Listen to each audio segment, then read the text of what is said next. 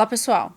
A doutrina da Trindade está aí talvez entre as mais difíceis de serem entendidas por cristãos e principalmente por não cristãos.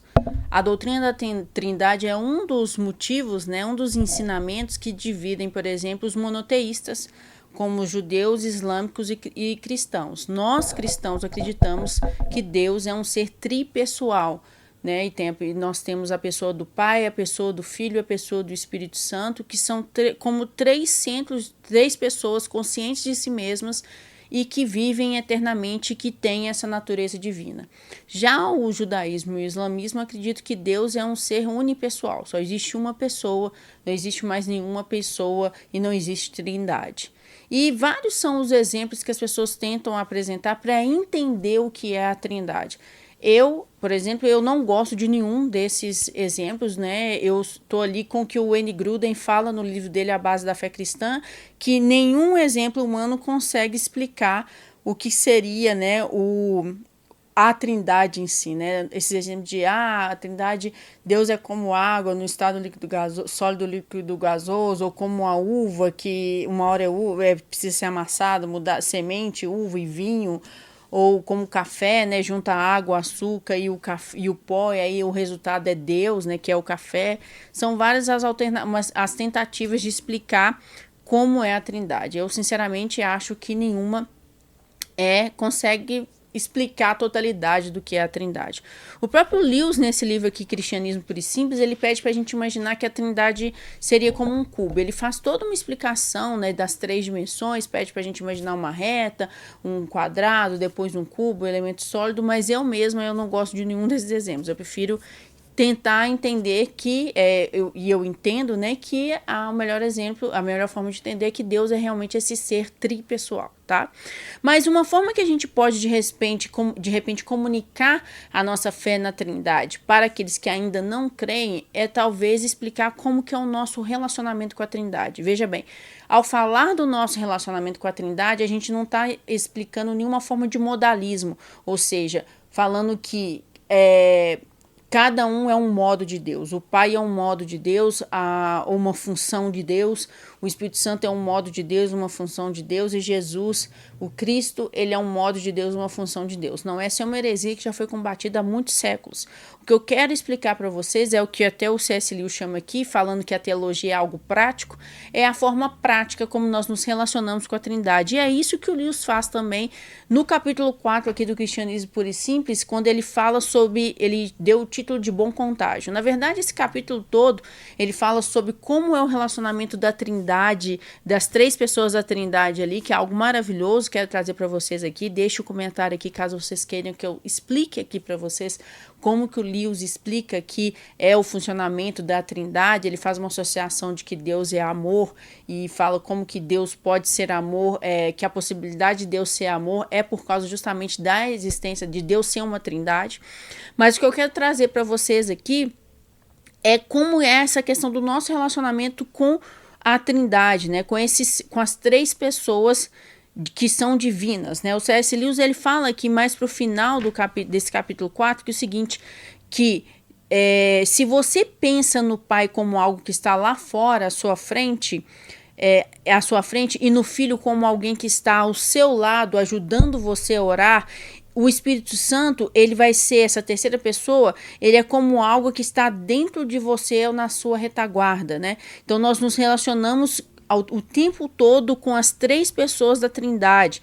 E o Lewis, ele vai falar o seguinte, vai continuando, ele vai falando assim, a Trindade é como se fosse uma dança, né? Tá acontecendo ali um salão, uma dança, a Trindade está ali dançando e existe um arranjo dessa vida tripessoal de Deus e esse arranjo deve se passar dentro de nós, deve existir, nós devemos nos relacionar com esse arranjo, né? Nós devemos ter intimidade com esse arranjo que é a vida tripessoal, essas três pessoas. E ele diz o seguinte, Como você bem sabe, tantas coisas boas quanto as coisas ruins são contraídas por uma espécie de contágio. E existe um bom contágio ao qual nós podemos conhecer. E nós conhecemos esse bom contágio de poder conviver com essa trindade através da pessoa de Cristo. O Lewis vai para a conclusão falando o seguinte: a oferta completa do cristianismo é a seguinte: no caso de deixarmos Deus traçar o nosso caminho, nós poderemos participar da vida de Cristo. Então, o Pai, né, está ali como alguém que nós deixamos, entregamos a nossa vida a Deus e deixamos a soberania dele agindo na nossa vida, e nós assim podemos participar da vida do Filho, participar da vida do Cristo. Então nós estaremos compartilhando o que? Dessa vida gerada que não foi criada porque sempre existiu e continuará existindo para todo sempre. Essa vida gerada que ele está falando é o próprio Filho. Ele explica aqui no capítulo anterior que como que o Filho não é algo que não é algo criado, né?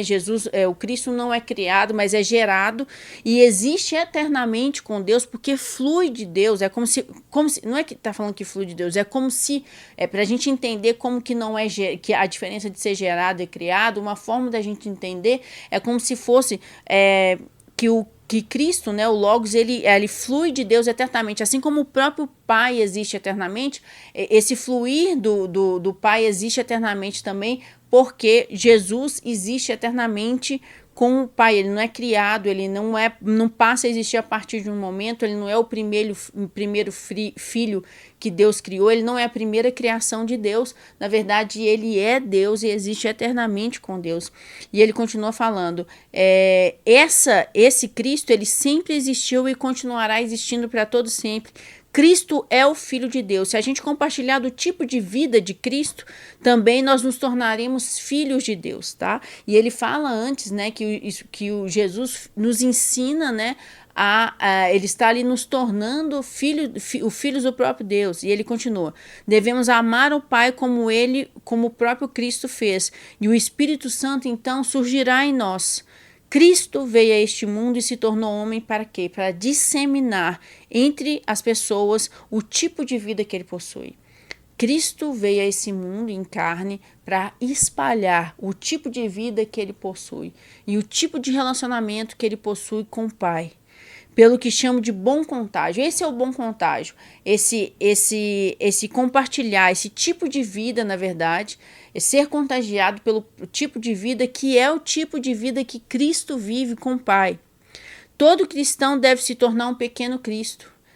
Esse é o propósito de se tornar cristão, simples assim. Então, o propósito de se tornar cristão é se deixar ter a sua vida guiada pelo Pai, se deixar ser contagiado pelo tipo de vida que Cristo compartilhou conosco enquanto ele estava aqui na Terra, da forma como ele ensinou para a gente, deixou registrado através das suas palavras, né, que a gente possa conhecer o tipo de vida de Cristo.